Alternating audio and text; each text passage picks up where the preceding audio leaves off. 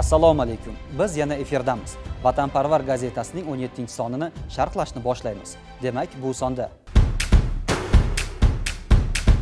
Termiz umumqo'shin dala o'quv maydonida Janubi-g'arbiy maxsus harbiy okrugi qo'shinlarining batalyon, vzvod komandirlari va ularning o'rinbosarlari ishtirokida o'quv uslubi yig'ini o'tkazildi. Batafsil ma'lumotlar 4-sahifada. Mudofaa vazirligiga qarashli barcha harbiy qism va muassasalarda yangi xizmatga chaqirilgan muddatli harbiy xizmatchilarning vatanga qasamyod keltirish marosimi bo'lib o'tdi. Joylarda bu marosim katta tantana bilan ko'tarinki ruhda o'tkazildi. Gazetamizning 6 va 7 sahifasida shu haqda o'qishingiz mumkin. Ikkinchi jahon urushi haqida so'z ochilganda janglarda qahramonlik ko'rsatgan minglab o'zbek jangchilari ko'z o'ngimizga keladi. Ammo dahshatli muhorabada beayov sinovlarni matonat bilan yenggan yana bir qahramonlar borki, ular harbiy tibbiyot xodimlari edi. Xo'sh, o'zbekistonlik tibbiyot xodimlari Ikkinchi jahon urushiga qanday hissa qo'shdi? Ular haqiqatdan ham jasorat timsoli edimi? Gazetamizning 11-sahifasida e'lon qilingan maqola shu haqda. Sohibqiron Amir Temurning boy jangovar tajribasi, harbiy san'ati dunyo harbiy fanida yetakchi o'rin tutishi ayni haqiqat. Zero Amir Temurning harbiy iste'dodi, sarkardalik mahorati, qo'shinlar tuzilishida olib borgan janglari, qo'llagan strategiyasi va jang qilish uslublarida namoyon bo'lgan.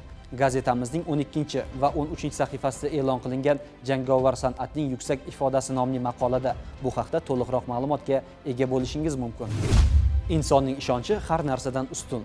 Agar qalbda ishonch bo'lsa, kishi tanasiga yopishgan, bedavo deb tashxis qo'yilgan har qanday dardni ham yengishi mumkin ekan.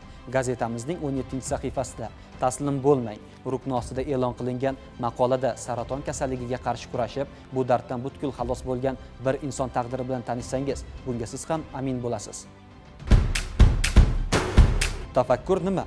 Nega inson yangi vaziyat yoki biror bir muammoga duch kelganda ketma-ket xatolarga yo'l qo'yadi? Bu vaziyatda nostandart tafakkur insonga qanday yordam beradi? Harbiy xizmatchilar faoliyatida nostandart tafakkur qay darajada ahamiyatli? 19-sahifada e'lon qilingan maqolada aynan shu haqda o'qiysiz. Yurtimizda bahor fasli hukm surmoqda. Aynan bu faslning yomg'irli kunlarida qo'ziqorinlarning gavjum chiqishi kuzatiladi. Lekin ularni iste'mol qilsa bo'ladimi? Iste'molga yaroqli va zaharli qo'ziqorinlarni bir-biridan qanday ajratish mumkin? Agar inson qo'ziqorindan zaharlansa, kasallik belgilari qanday namoyon bo'ladi? 21-sahifada salomatlik rukni ostida berilgan maqola orqali mutaxassislardan shu kabi savollarga javob topasiz. Aziz o'quvchi, agar sizning gazeta o'qishga vaqtingiz yoki imkoningiz yo'q bo'lsa, u holda o'zingizni qiziqtirgan maqolaning audio shaklini tinglashingiz mumkin. Buning uchun sahifaga o'rnatilgan QR kodni skaner qilsangiz kifoya. Shuningdek, gazetamizning elektron variantini mv-vatanparvar.uz va mudofaa.uz saytlari orqali ham kuzatib borishingiz mumkin. Xayr, salomat bo'ling.